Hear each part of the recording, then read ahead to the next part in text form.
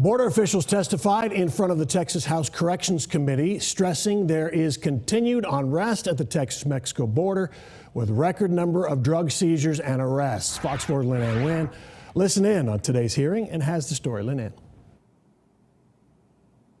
Steve, officials at the border painted a dire picture of the ongoing crisis, saying things are not getting any better and more resources are needed. The cartels control both sides of the border right now, today. That's more than a law enforcement issue. That's a military national security issue.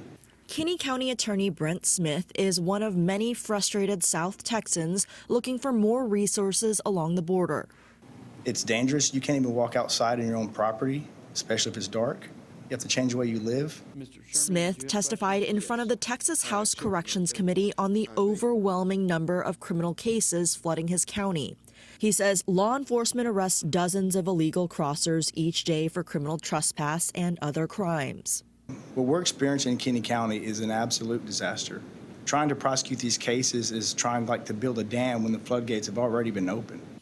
In late July, Governor Abbott directed DPS to begin arresting migrants on state criminal charges. Smaller counties, like Kinney County near Del Rio, are facing challenges with getting enough attorneys and judges to handle the dramatic increase in arrests and court cases.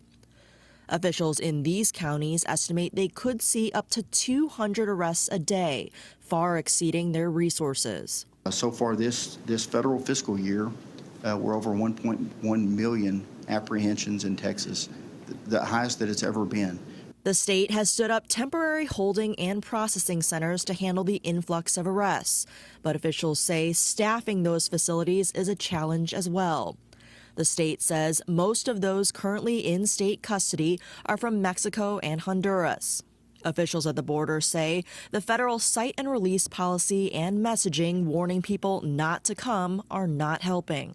When they come, they know what to say. They're seeking asylum when they do get caught. I mean, they've got it rehearsed. They all say the same thing. With reports of more large migrant caravans moving north toward the Texas border, local officials are pleading for more resources to help. There's a big problem coming, and if we don't get ahead of it soon, we're going to lose.